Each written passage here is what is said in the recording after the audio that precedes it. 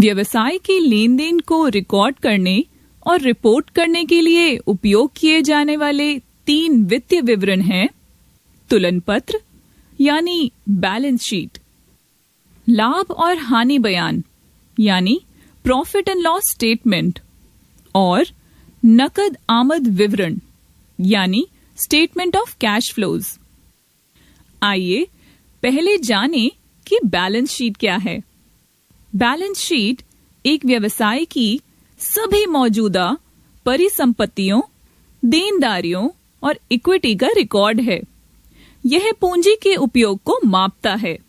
पूंजी के स्रोतों के बराबर होनी चाहिए। उससे हम यह अनुमान लगा सकते हैं कि कुल संपत्ति कुल देयता और इक्विटी के बराबर है। एक वर्ष के दौरान एक बैलेंस शीट बदल जाती है क्योंकि एक व्यापार प्रतिनिधि पूंजी होती है, नई पूंजी जुटाती है, नई संपत्ति प्राप्त करती है और पुरानी संपत्ति बेचती है।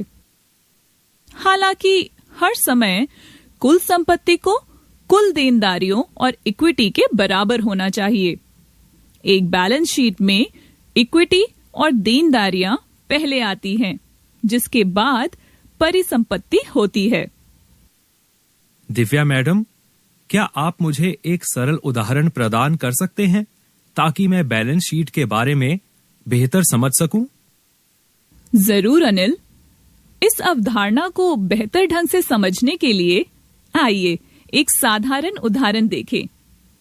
चलो देखते हैं। एक व्यक्ति राजू के पास 20,000 रुपए हैं और वह सब्जियां बेचने के लिए एक ठेला खरीदना चाहता है।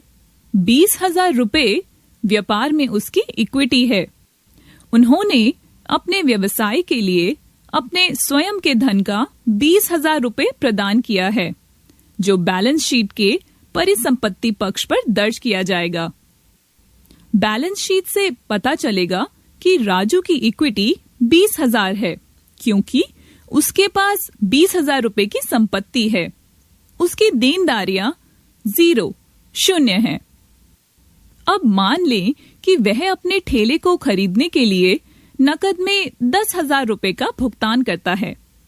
बैलेंस शीट में अब यह दिखाया जाएगा कि उसकी इक्विटी 20,000 रुपए है, जबकि उसकी नकद संपत्ति 10,000 है क्योंकि उसने उस राशि को ठेला खरीदने के लिए भुगतान किया था। उनकी देनदारियां अभी भी 0 हैं। ठेले की खरीद अब बैलेंस शीट पर दर्ज हो गई है। तालिका से आप यह नोट कर सकते हैं कि बैलेंस शीट का बायां हिस्सा नहीं बदला है क्योंकि राजू ने अपने ठेला व्यवसाय को कोई अतिरिक्त पूंजी प्रदान नहीं की है।